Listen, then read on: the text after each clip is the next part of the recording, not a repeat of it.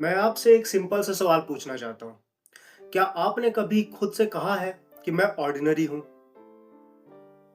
हाथ उठा के बताने की ज़रूरत नहीं है। मैं जानता हूँ आप में से ज़्यादातर लोगों ने खुद से मन ही मन ये कहा है कि मैं ऑर्डिनरी हूँ। और सबसे डेंजरस बात पता है क्या है?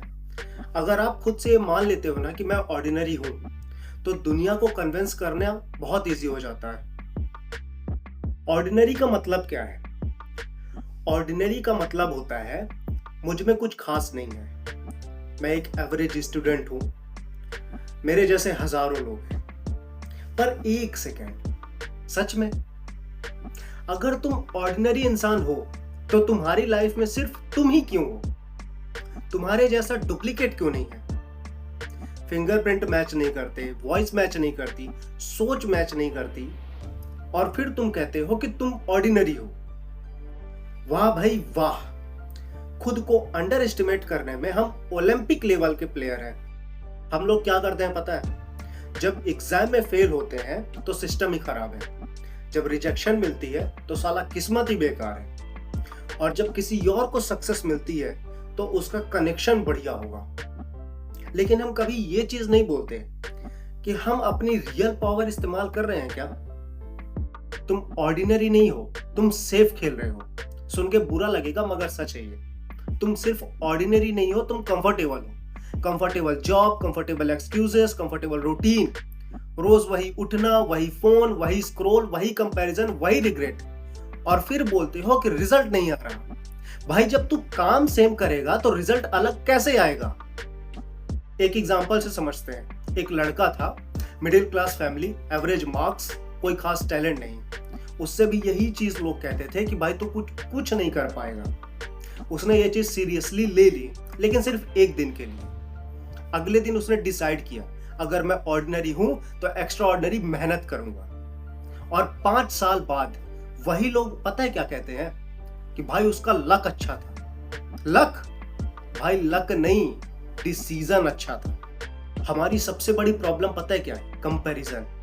हम अपनी स्टार्टिंग लाइन किसी और के फिनिशिंग लाइन से कंपेयर करते हैं। इंस्टाग्राम खोला, कोई 20 साल का करोड़पति है, कोई यूरोप गया है ट्रिप पे, और तुम सोचते हो कि तुम्हारी लाइफ बेकार है।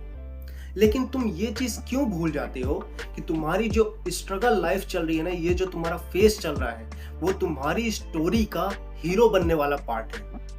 अगर तुम कोई मूवी भी देखो ना, बिना स्ट्रगल के अगर देखते हो तो वो भी बोरिंग लगती है बॉस। तुम्हारी पावर कहाँ छुपी है? तुम्हारी पावर छुपी है तुम्हारे फेलियर में, तुम्हारे लेट नाइट में, तुम्हारे साइलेंट मेहनत में, उन आंसुओं में जिन्हें आज तक किसी ने नहीं देखा। और याद रखना, जो इंसान अपने फेलियर से सीखता है ना, वही हिस्ट्री लिखता है। आज के टाइम पे लोग कहते हैं भाई मैं लकी नहीं हूं, पर लॉटरी लेने के अलावा वो कुछ और करते भी नहीं है। भाई लक उनके लिए होता है ना जो अपनी औकात से ज्यादा मेहनत करते हैं। तुम ऑर्डिनरी नहीं हो, तुम अंडर एस्टिमेटेड हो। सबसे पहले तुमने खुद को अंडर एस्टिमेट किया, और फिर बाकी दुनिया ने तुम्हें फॉलो किया।